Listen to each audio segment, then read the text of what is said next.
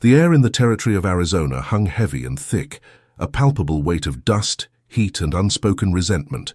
In the center of Fort Grant, a woman named Eleanor Thorne, the wife of the garrison's commanding officer, was about to have her life irrevocably changed by the very man who swore to protect it. Her supposed crime was a transgression against social order, a quiet, defiant act of kindness toward a common soldier that her husband, Captain Eleanor Thorne, had twisted into an act of betrayal. As punishment, a cruel and public spectacle, she was to be handed over to a group of Apache warriors. To her, this was a death sentence.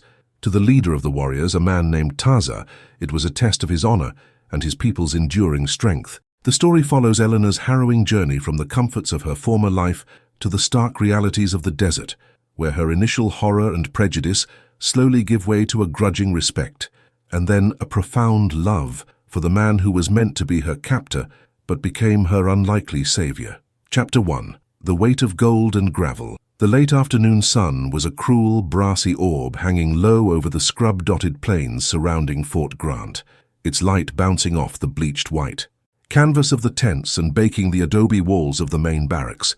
A stillness, thick and unnatural, had settled over the parade ground, punctuated only by the nervous shuffle of feet and the low, guttural murmur of soldiers and their wives. All eyes were fixed on the center of the square, where a gallows-like platform had been erected, not for a hanging, but for a public humiliation. Atop the platform, a woman stood alone, the very picture of misplaced finery. Eleanor Thorne, the wife of Captain Eleanor Thorne, was a formidable presence, her generous frame encased in a dark green velvet traveling suit, the material ill-suited for the heat and the occasion. A delicate lace shawl, meant to soften the lines of her shoulders, instead seemed to droop with the weight of her despair. Her face, usually a mask of haughty indifference, was a study in profound shock and a single glistening trail of a tear. She was not a beautiful woman in the conventional sense, her features too heavy, her skin too pale, but she had a certain dignity that was now being stripped away piece by painful piece. Her husband, Captain Thorne, a man with a mustache as stiff as his posture, stood below addressing the assembled crowd. His voice, a booming baritone, carried easily on the dry air, dripping with the self-righteousness of a man who believed his every action to be a matter of moral necessity. "I stain upon this garrison a breach of the sacred trust between a wife and her husband, and a betrayal of the very principles that hold our society together," he thundered, his gaze sweeping over the crowd of soldiers, their wives, and the assorted hangers-on of a military outpost. "My wife, Eleanor Thorne, in a moment of grave weakness, saw fit to consort with a common soldier, to offer him her charity in a manner that was unseemly and, I dare say, scandalous. This cannot be tolerated. The Apache, a people with their own strict codes of honor, have agreed to accept her in exchange for the peace we have so painstakingly negotiated. Let this be a lesson to all of you. Virtue is not merely a word, but a duty." Eleanor's mind reeled, each word a fresh cut. He had twisted her simple act of handing a bottle of laudanum to a feverish young private into an illicit liaison, a betrayal worthy of exile. She had pleaded, she had wept, she had reminded him of her considerable inheritance that had funded half of his career, but his mind was made up. It was a matter of pride, of saving face in a world where appearances were all that mattered. As Thorne finished his speech, a group of Apache men who had been standing silently at the edge of the crowd began to move. There were only 4 of them, their forms lean and hard, their expressions unreadable. They moved with a quiet grace that was unnerving in its contrast to the fidgeting, murmuring crowd. The leader, a man with a face like carved granite and eyes that seemed to hold the weight of the desert, stepped forward. His hair, a lustrous black, was tied back with a simple leather thong, and his chest was bare but for a few beads. This was Taza, the son of Cochise, a name whispered in both fear and grudging respect across the territory. Taza didn't speak. He simply stood at the foot of the platform and looked up at Eleanor, his dark eyes taking her in without judgment or pity. She was a woman of substantial size, her breath coming in labored gasps from the heat and the terror. Her velvet dress, with its intricate bustle and layers of petticoats, seemed to mock her, a cage of lace and bone that held her prisoner. Her mind screamed for her to run, to plead with the women she had so often shared tea with, but their faces were cold masks of disapproval and fear. Captain Thorne signaled to a pair of soldiers who moved to the platform, their faces grim. They didn't touch her, but they gestured for her to descend. With shaking knees, Eleanor began to make her way down the crude steps. Her ankle turned, and for a moment she was sure she would fall, a final, graceless humiliation. But Taza, with a single fluid movement, stepped forward and steadied her, his hand lightly on her arm. His touch was firm, not cruel, and it sent a jolt of something other than fear through her. It was a flash of raw human connection, a strange comfort in the midst of this waking nightmare. Once she was on the ground, Taza released her arm and turned to Captain Thorne, speaking in a low, resonant voice in their native tongue. Thorne, with a smattering of the language, listened, his expression shifting from arrogance to something that resembled respect. When Taza was finished, Thorne simply nodded and handed over a small sack, a peace offering of flour and coffee. Taza took the sack, his gaze never leaving Thorne's face. Then he turned and gestured with his chin for Eleanor to follow. The other Apache warriors had mounted their ponies, their faces impassive. There was no horse for her. She was to walk. The realization hit her with the force of a physical blow. The sun was still high. The heat was a living thing, and she was in a velvet dress, her body already slick with sweat. To walk from the fort, to walk into the desert with these men, was a death sentence, no matter how Taza had steadied her. Her old life was over, and a new one, born of punishment and cruelty, was just beginning. She looked back at the fort, at the faces of the people who had judged and condemned her, and a fresh wave of tears, this time of pure, unadulterated rage, blurred her vision. She took a deep, shuddering breath, lifted her chin, and began to walk, her heavy shoes crunching on the gravelly ground, each step a protest, a small act of defiance against the man who had traded her away like a prize pony. The weight of her past life, symbolized by the heavy gold wedding ring on her finger, felt like a shackle, a stark contrast to the quiet, determined steps of the man she now followed into the vast, unknown emptiness of the desert. The Fort Grant stockade, with its rough-hewn timbers and the judgmental gaze of its inhabitants, shrank into a mirage of shimmering heat and distance. Eleanor Thorne, a woman whose life had been measured in the soft rustle of silk and the gentle clink of china, found her world reduced to a single, agonizing truth, the hard, unyielding ground beneath her feet. The sun, once a distant golden presence, was now a brutal personal enemy, a bludgeon of heat on the crown of her head. Her velvet traveling suit, the very symbol of her lost status, felt like a shroud of boiling lead, each thread a tiny, biting filament of fire. The bustle that had once given her posture its aristocratic grace was a monstrous weight, swaying and digging into the small of her back with every jarring step. She stumbled, her breath coming in ragged, desperate gasps. The other Apache warriors rode their ponies with the silent ease of men who belonged to the land, their movements as fluid and certain as the wind. Taza, however, walked beside her. He carried the sack of flour and coffee Thorne had provided, but the gesture was not one of chivalry. It was an act of cold practicality, a necessity for a man who could not simply ride away and leave her behind. He said nothing, his dark eyes fixed on the horizon, his face a perfect mask of granite. His silence was more profound, more intimidating than any threat. It was the silence of the land itself, a void that swallowed her cries of pain and exhaustion without a trace. Hours bled into a single interminable agony. Her delicate leather shoes, meant for the packed earth floors of a fort, were now torn and shredded, their seams giving way to the cruel, sharp stones and unforgiving thorns of the desert floor. A blister, a small, innocent thing at first, had burst, and now her heel felt as if it were on fire with every step. The thirst was a constant, gnawing presence, a dry fire in the back of her throat that no amount of swallowing could extinguish. She looked at Taza, at his strong, bare legs, his feet encased in simple, worn leather moccasins that seemed to glide over the brutal terrain, and a bitter, resentful fury swelled within her.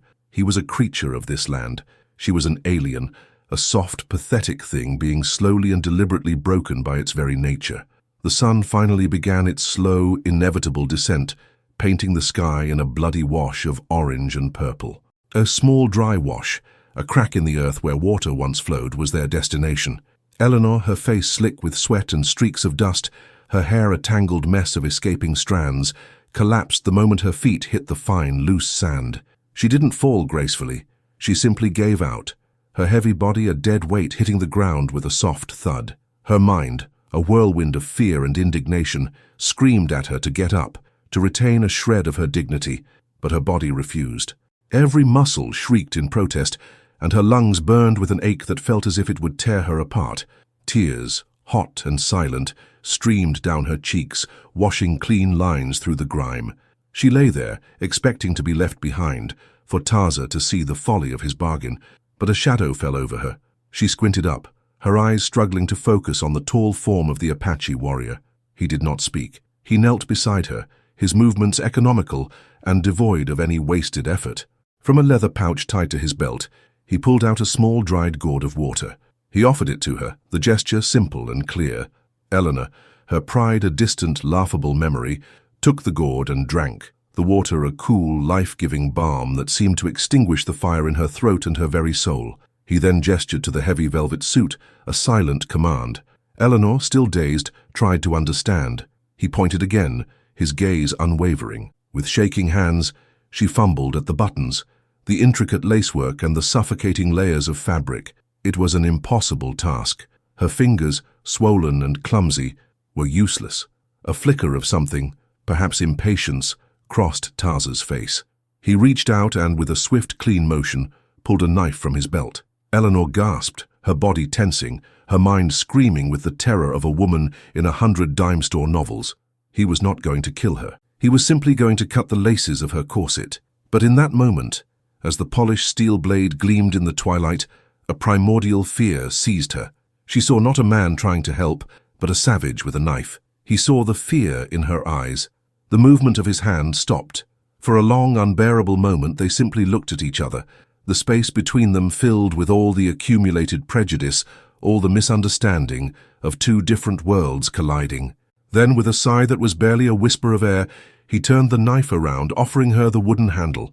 The message was clear. She was to do it herself. He would not force her, would not strip her of what little control she had left. With a trembling hand, she took the knife. The weight of it, the simple, practical power of it, was an alien sensation.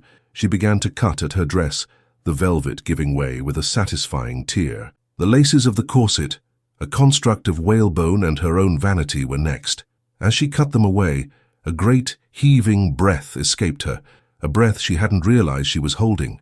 The relief was immense, a physical lightening of her very being. The dress, a tattered, ruined thing, lay in a heap on the ground, a sad testament to a life that no longer existed. She was left in a simple linen chemise and petticoat, the fabric worn and thin, but at least it was breathable. Taza watched her, his expression still unreadable, but there was a flicker in his eyes, a flicker that Eleanor now realized was not judgment or cruelty, but a form of quiet, steady observation. He had given her not just water, but a choice. He had seen her struggle, not with pity, but with a simple, pragmatic understanding of what she needed. As the last sliver of sun disappeared below the horizon, and the cool, clean air of the desert night began to settle, Eleanor sat in the sand, the ruined remnants of her old life scattered around her. A woman stripped of all pretense, a woman who had just realized that her punishment had a face, and that face was not one of a monster, but of a quiet, patient man. The journey's end came not with a fanfare or a shout, but with a profound and sudden quiet. After days of walking, of dust and heat and the slow, arduous shedding of her old self, the sight of the Apache encampment was both a relief and a new source of terror for Eleanor. Nestled in a secluded canyon, where a small, clear stream cut through the red earth, the village was a collection of dome-shaped wickiups made of woven brush and hide. The air, no longer a furnace of sun and dust, was filled with the pungent, comforting scent of wood smoke, roasting meat, and the earthy smell of the high desert. The sounds, too, were different. The low murmur of voices, the rhythmic thud of a pestle on a grinding stone, the soft, chattering hum of a community in motion. As Taza led her into the heart of the village, Eleanor felt every eye on her. The men, lean and weathered, met her gaze with the same unreadable stoicism as their leader, a silent assessment that left her feeling both exposed and profoundly insignificant. The women, however, were a different matter. Their stares were sharper, more openly hostile, filled with a mixture of curiosity and a deep-seated resentment that Eleanor could not yet comprehend. She saw her reflection in their eyes, a pale, awkwardly large woman in a tattered, dirty chemise and petticoat, her skin burned by the sun, her hair a frizzy, tangled mess. She was a ghost from a different world, a trespasser in theirs. Taza led her past the central fire to a small, newly constructed wickiup at the edge of the camp. It was modest, a simple frame covered in fresh branches and hides, but to Eleanor, it felt like a sanctuary. Inside, the air was cool and smelled of juniper. A small bed of woven rushes and a clean blanket were laid out, and a clay pot filled with fresh water sat near the entrance. He gestured to the space with a simple sweep of his arm, a silent command and a quiet offering. He had made this for her. He had not abandoned her. He had housed her. The act, so simple and so devoid of pity, struck Eleanor more deeply than any grand gesture of kindness would have. As she sank onto the woven bed, the exhaustion of the journey finally catching up to her, she noticed a woman standing just outside the Wiki-Up's entrance. The woman was older than Eleanor, her face a web of fine wrinkles carved by a lifetime under the sun, her eyes sharp and obsidian-like. She held a basket of freshly gathered roots and herbs, her posture radiating an open, simmering hostility. This was Stargazer, Taza's mother, a woman who had seen her son return with a foreign woman he had been given as a punishment, a walking, breathing insult to their people and to their pride. Stargazer spoke in a clipped, low voice, her words an angry flurry of a language Eleanor did not understand. Taza listened, his face still and impassive. When she finished, he responded with a few quiet, firm sentences of his own. Stargazer's lips thinned into a tight line, and she stalked away, but not before casting one last searing glance at Eleanor, a silent promise of future animosity. The message was clear. She was not welcome here, and Taza's protection, while strong, would not make her an accepted part of their world. She would have to earn her place, or she would wither away on the periphery. The days that followed blurred into a rhythm of work and observation. Taza, true to his nature, did not hover. He would leave each morning to hunt or to scout, returning with game or with information about the surrounding lands. He always left a small portion of food for Eleanor, and he would often leave her simple tools, a grinding stone, a sharp piece of flint, a knife. He was teaching her without a single word how to survive. He was not giving her a new life. He was giving her the tools to build her own. Eleanor at first fumbled with everything. Her hands, once accustomed only to the light touch of embroidery needles or the weight of a teacup, were now clumsy and slow. The grinding stone was a heavy, unforgiving thing. The deerskin clothes Taza's mother had begrudgingly tossed at her were coarse and smelled of smoke, a stark contrast to her fine linens. But she learned. She learned that hunger was a powerful teacher. She learned that the women of the camp watched her every move, their judgment a silent, pressing weight. She learned that Stargazer would always find a way to make her feel small, to make her feel like an intruder. One afternoon, as she struggled to scrape a hide clean, her hands aching and raw, Stargazer approached her. She did not speak, but simply took the scraper from Eleanor's hand and with a few swift, practiced motions showed her the proper way to hold it, the correct angle to apply pressure.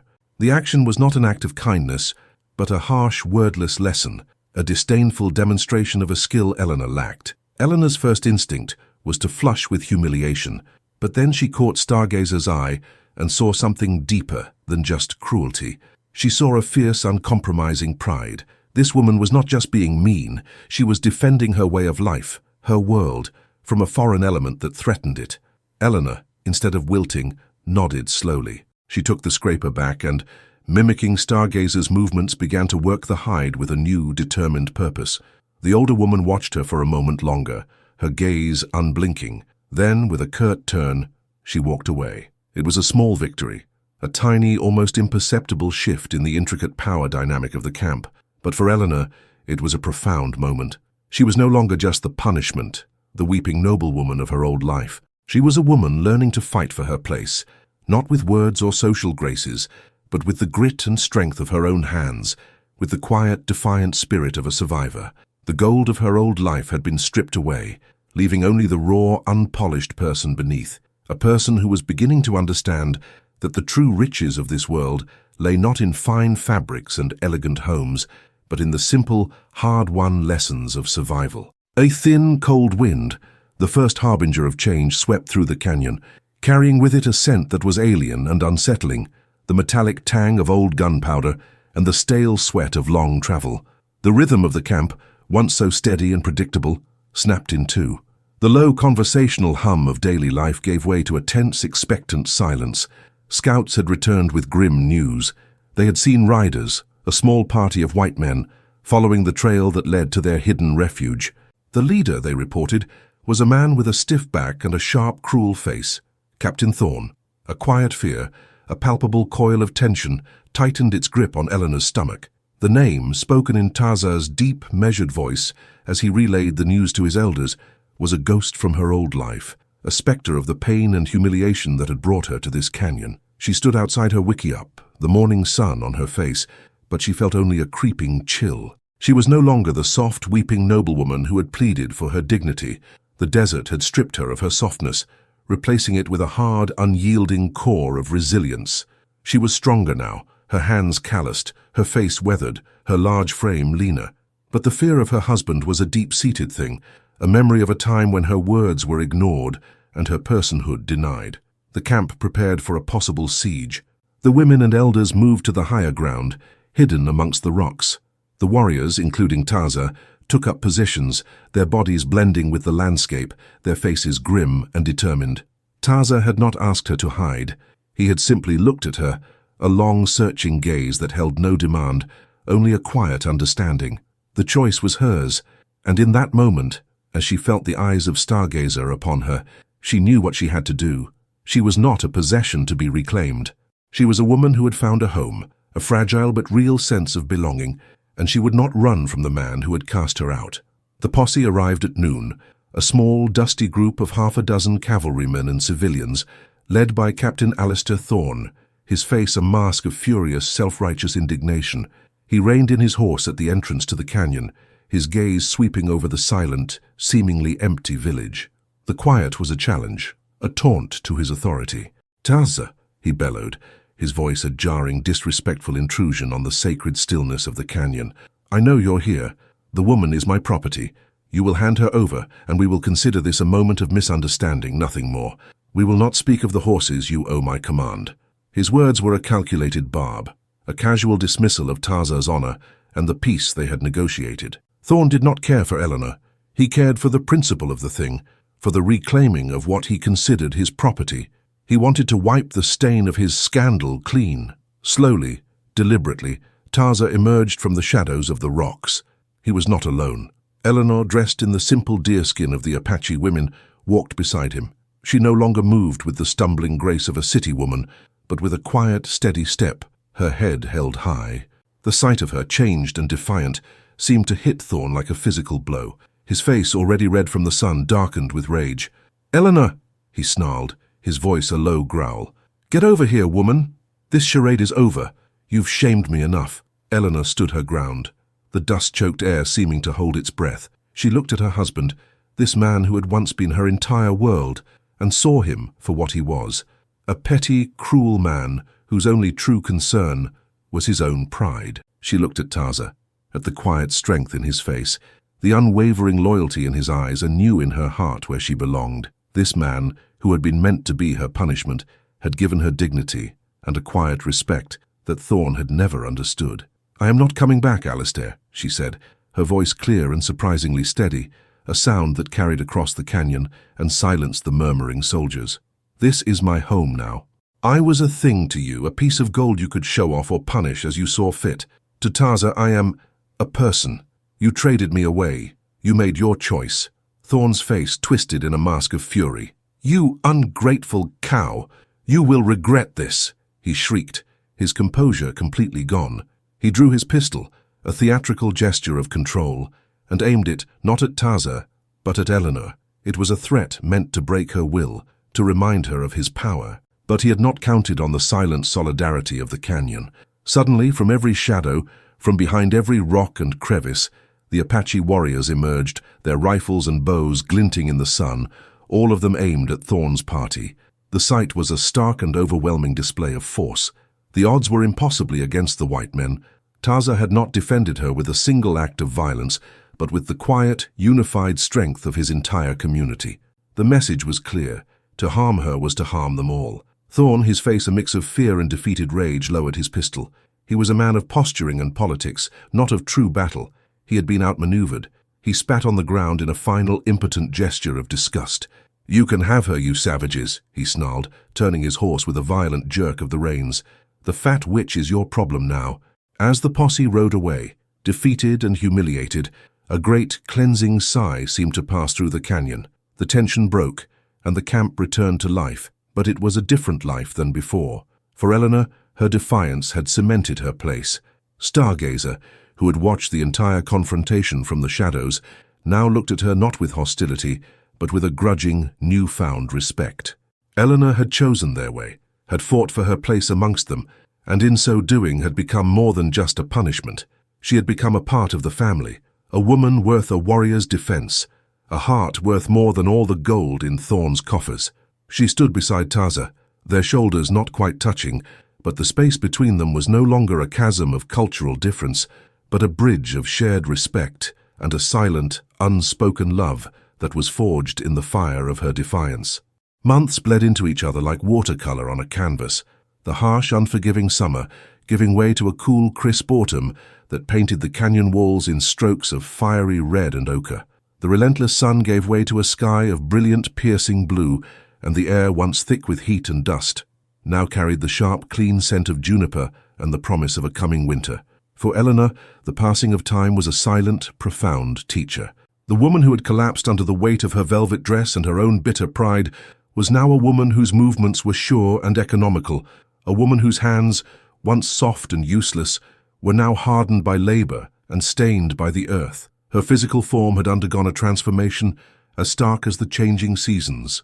The layers of soft flesh that had been a source of both pride and shame in her old life had been burned away by the relentless work and simple, honest food of the desert. She was not thin, but she was lean and strong, her body no longer a hindrance, but a powerful tool for survival. Her face, no longer pale and round, was weathered and etched with the lines of resilience, her eyes holding a new depth and a quiet, watchful wisdom. The other women of the camp, once a silent, judgmental chorus, now offered her a grudging, then a genuine acceptance.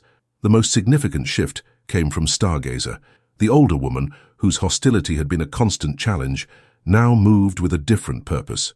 One afternoon, as Eleanor sat mending a simple buckskin shirt, Stargazer approached her, not with a lesson or a glare, but with a small clay pot in her hands.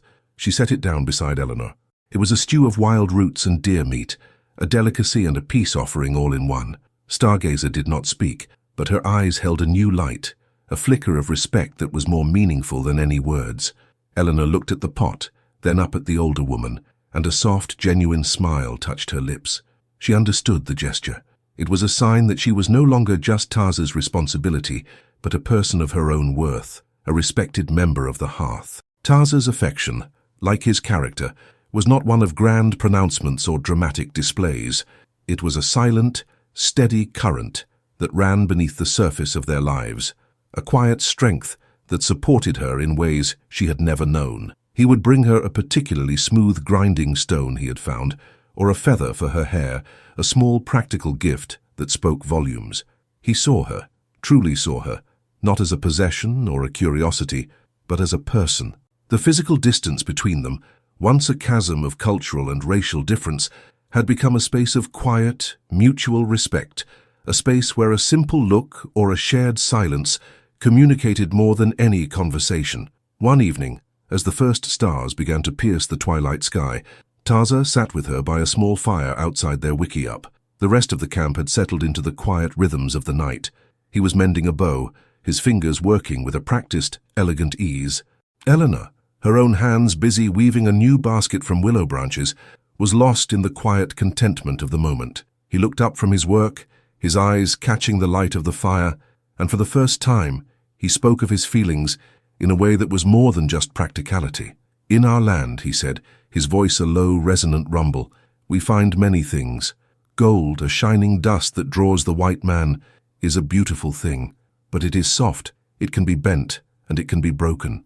It has no use but to be looked at and traded." He paused, his gaze fixed on her face. "But a good stone, hard and honest, it can be sharpened to do a task. It can hold a fire. It can endure all things.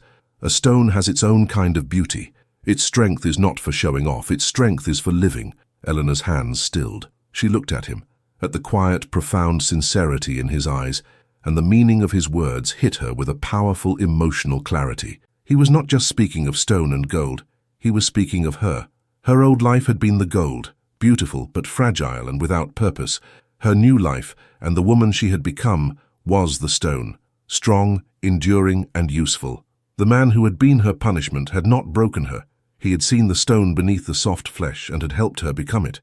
A profound sense of peace settled over her. She thought of her old life, of the gilded cage, the whispers, the cold cruelty of a world built on appearances. It all felt like a distant, faded dream, a memory of someone else's life. This life, with its hard work, its quiet dignity, its deep and abiding love, was her own. She was no longer a noblewoman. She was no longer a captive. She was Eleanor, a woman who had been handed to an Apache warrior as a punishment, only to find in his love a value more enduring and precious than all the gold in the world. She looked back at him, a tear, finally, truly, leaving her eye, not of sorrow, but of an immense, overwhelming gratitude. She smiled, a genuine, heartfelt expression that crinkled the lines around her eyes, and Taza smiled back. The silence between them, the firelight on their faces, was more than enough.